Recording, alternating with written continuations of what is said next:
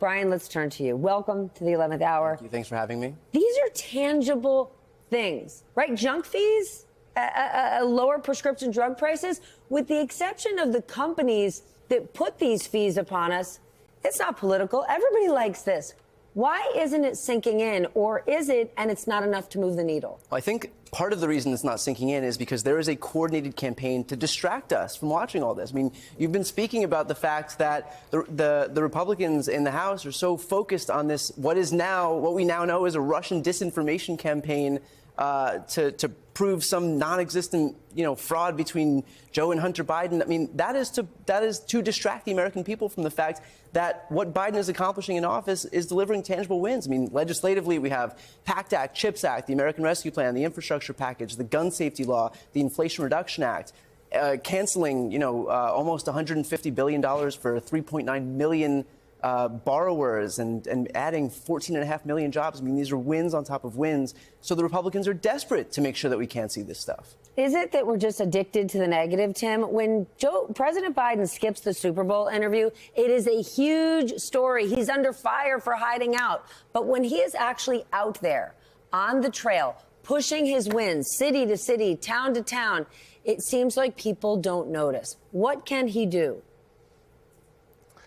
Yeah, I think, to be frank, President Biden has a lot of strengths, and this might not be the best one, right? He's not the most clear and compelling messenger. It's not like it's Obama out there. I think we can all just recognize that. So the team around him has to do this job of selling it. He's got one thing in his favor. He's got a couple things, but one of the things in his favor this year is that they are going to have a lot of money to be able to tell this story on the airwaves and to try to get in front of people on social media, on TikTok, who might not be, watching the local news. I do think that probably highly educated, highly engaged voters, local news watchers, they do know about this. He's got to get to the rest of those voters. I think they're going to be able to have a lot. If you look at the numbers for January, they're going to have a lot more money to do that than the Trump campaign this year. And I think that they need surrogates and the VP and all hands on deck for this over the coming months. And I don't think it's panic time yet, but they have to recognize this is a challenge and that the president's going to need help.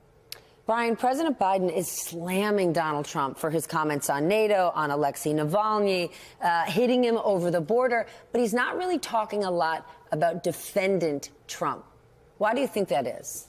Well, I think the reason is because Republicans are so desperate to try to frame this as prosecutions that are being done on behalf of Joe Biden, and of course they're not. I mean, these are juries that are voting out these indictments. These are prosecutors. If the that are bringing DOJ these. were working for Joe Biden, do you think they wouldn't have indicted his own son? Do you think he would indict his own son, or the Her report would have come out? Like, let's just remind America. I mean, it's wild, but still, because so much of this is optics, so much of this is the narrative. He has to be extra careful and take all of these steps, and it kind of sucks, frankly, because, these are major weaknesses that, in a campaign you should be able to talk about. And I believe that Joe Biden should. But because it's so easily exploited by the right when they will point to these things happening to Donald Trump and frame him as the victim, Joe Biden does have to be careful and kind of take these extra precautions.